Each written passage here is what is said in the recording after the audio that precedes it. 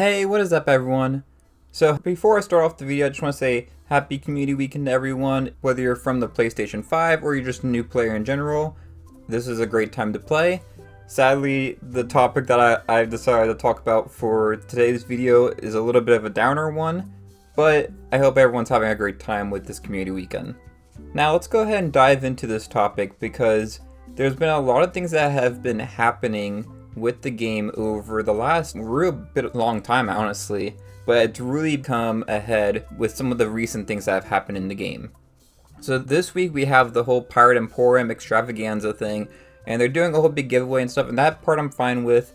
And I actually didn't have too much of an issue with this when it was first announced, but then we saw the update video and they're talking about how there's going to be another premium curse that's added to the Pirate Emporium. And this is a continuation of the conversation that started when the season launched, when we had the first premium curse ever added to the Pirate Emporium through the Plunder Pass for this season. And in this video, I want to talk about, is Rare getting too greedy? Now, in that previous video that I talked related to the subject, I only was focusing on curses and why curses should not be premium, they should be an achievement to unlock. I would recommend going to check that out. But in this video, I really want to take a wider look at how Sea of Thieves has been behaving over the last few years compared to what we were used to from them from before. It feels to me, and I think once we start going through some of the stuff that's been happening, especially recently, their actions have been showing that they are just trying to pull out as much money as they can, and I kind of am worried that this is the end times for Sea of Thieves, despite it being that it looks like on the outside that the game is doing better than ever. You know, it launched on PlayStation 5, Flameheart's returning next season, they have some exciting stuff coming through different content updates for the rest of this year.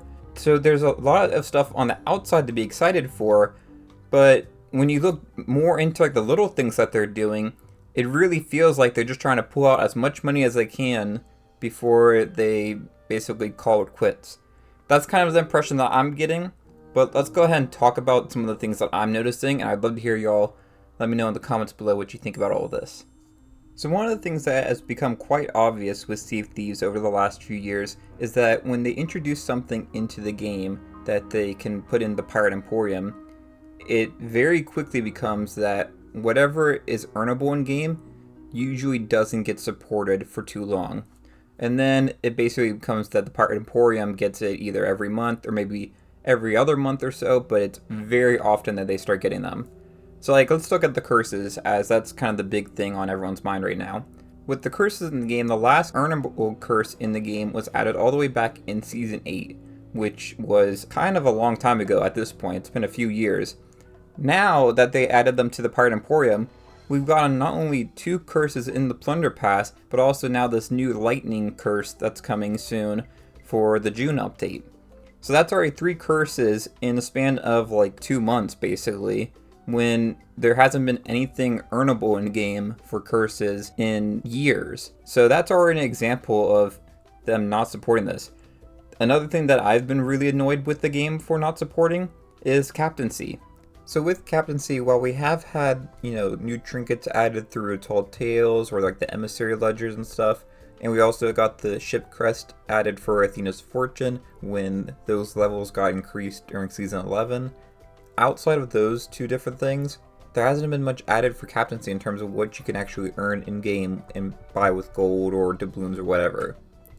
Anything that's been related to captaincy as of late has been strictly for the Pirate Emporium.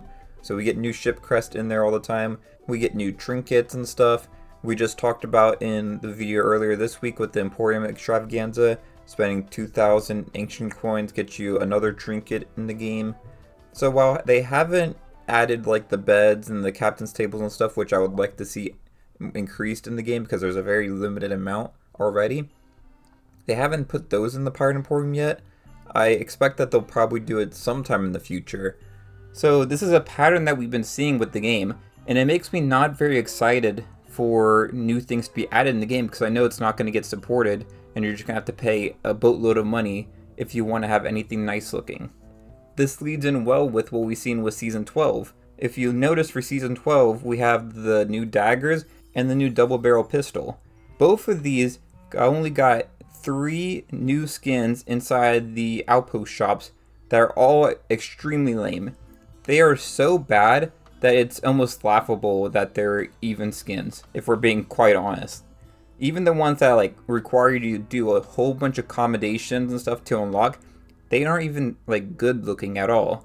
And it's really, in my opinion, them trying to force you into buying the Pirate Emporium stuff, because the Pirate Emporium stuff is so much better. The fact that since launch we still haven't even seen anything else added for these different weapon skins inside the game yet is kind of crazy to me. For the June update, there's going to be no new daggers or double barrel pistol skins for us to earn in the game. They're adding new sword reskins and stuff, which I don't know if we really need them. They're not that good looking, to be honest. What we need is different variations on the daggers and the double barrel pistol. Now, I know the counter argument to that is going to be, well, it's still pretty early on. We don't know what's going to happen with this. But what I can tell you is, the Pirate Emporium already has a ton of these cosmetics already, and they're getting new ones each month. This upcoming month, they're going to get more. So the fact that the Pirate Emporium already has way more skins for these 2 new weapons than what's earnable in game, and not even just looking at the different quality, because even just one of those weapon skins inside the Pirate Emporium is far better than all of the other ones in the outpost shops combined. It's really bad, honestly. And I want to make it clear, I have no issue with the Pirate Emporium. I do think a lot of the stuff is overpriced in there, and they should bring the prices down a bit if they want people to actually spend money in there. But in general, I have no issue with them monetizing the game through cosmetics. My problem is, this is still a paid game. If they wanted to make the game free to play, then maybe there's a different story here. No one really talks about how Fortnite has pretty high prices as well. I do think Fortnite does a little bit better in terms of what they offer for free or what they do with their battle pass, and I've talked about that in previous videos when I've talked about the plunder pass in comparison. But we have to keep Sea of Thieves at a different standard because it is a paid game. Right now, if you go and buy Sea of Thieves for the standard edition, it costs 40 bucks. That's a lot of money already right there, and then you're going to ask them to spend, another 10 bucks for a costume, or, 5 bucks on a weapon skin or pet or whatever, when these things would traditionally be part of just earning in the game. Another issue I have with some of these cosmetics that they decided to put in the Pirate Emporium is that some of these should have definitely been earnable in the game. So like the Sharkbane ship crest, that should have definitely been earnable in game for the Hunter's Call faction. Like, it's clearly a Hunter's Call ship crest, should have been earnable in game. I have no idea why it's not earnable in game. That seems really crazy to me. And then same with this new lightning curse.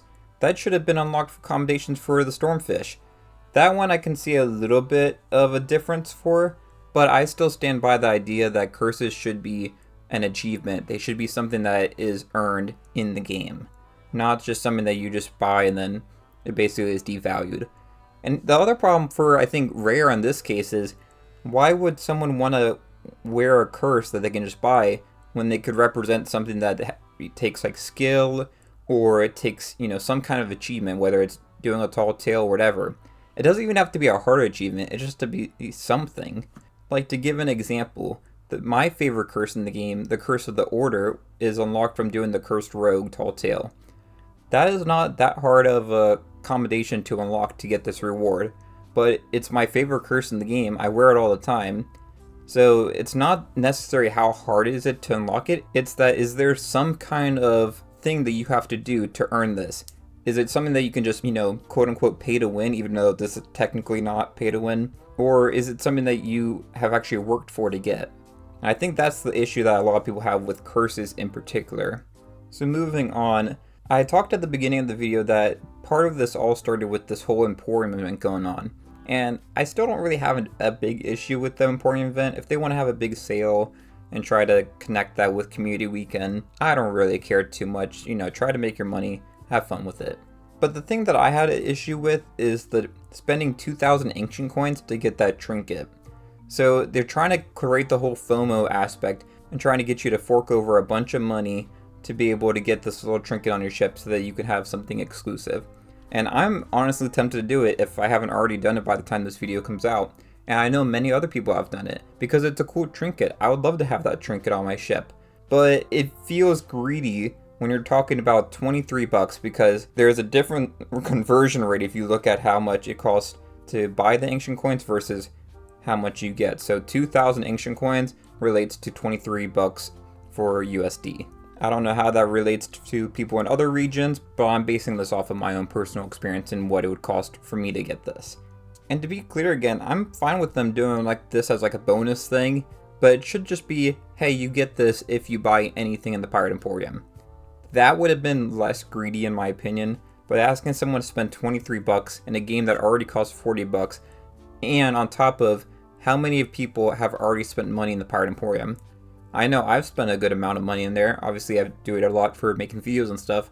But if you look at all the plunder passes that I've bought in the past and all the other little packs and stuff that I've done to make videos on, or just that I wanted to have for myself, that's a lot of money. And I know there's people that have spent way more than me. I know there's people that have spent a little bit less than me, but still have spent money on the game.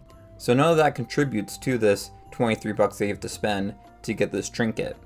Now, everything that I've talked about so far and what I'm going to talk about after this is fine on its own, but when you start bringing them all together, it starts showing a pattern of behavior that I don't like to see from the game, where it's showing that they're getting a little bit more greedy and very heavily pushing the Pirate Emporium a lot onto people. Now, they can push the Pirate Emporium. I think I've made it clear at this point in the video that I'm not against the Pirate Emporium at all. I just don't like the way they're going about it. Now, the final thing that I want to talk about, and I think this is one of the things that makes me the most annoyed with the game right now, is it feels like we're getting a lack of content and a higher amount of monetization. So what do I mean by this? So there's been a pattern of behavior, and this can be as small as, say, with the monthly free emotes that they give out. And these monthly free emotes are basically a way to pull people into the Pirate Emporium to check it out and get something in there, and that's all great and stuff, but the last few months I actually haven't been able to get anything free from the Pirate Emporium because I've already earned or unlocked those things before. It's either stuff that they've already given out before, or it's stuff that was from the Plunder Pass that was like the built-in costume emote that they've now decided to make the free emote for that month. That feels a little scummy to me. It feels like you're just taking stuff that you know people already have, but still claiming, oh, it's a new free emote that you can get. It's not, though. I don't really like it. I'm not trying to sound entitled when I say that, you know, oh, we need a new free emote each month. I'm not trying to sound like that, but I also think it's a little scummy to try to pretend like you actually are giving us something free, when in actuality, it's something that we already have, or a lot of people already have. We've also just seen them flat out stop making some cosmetic types that used to be earnable. So like the Insider program, we used to have cosmetics that they would add to that program so that you would keep going and testing out the game. A few months back, they stopped that and just said, hey, we're not making any new cosmetics anymore. This is the final one at, I think it's 211 weeks or something. That one, for me right now, I don't really care too much because I haven't reached that amount of weeks yet, but I am starting to get close to it. And I know some people have already maxed out to it. Some people are maybe are close to. And that just feels weird to me. Like, how are you going to keep incentivizing people to keep doing this beta program if you're just going to flat out stop giving the reward for people to do it? That one I can understand a little bit more. That one's not as necessary of a thing to keep continuing. The thing that I do find very annoying, though, is the emissary ledger rewards. With Season 12, they just basically said, hey, we're not adding new emissary ledger rewards anymore, because they quoted the same reason, that not that many people are at the top level yet. But that's the kind of the thing. For me, I'll go through periods of time where, okay, I don't earn any cosmetics for, say, the gold hoarders or whatever for a season or two. And then maybe I focus on other trading companies or something during that time.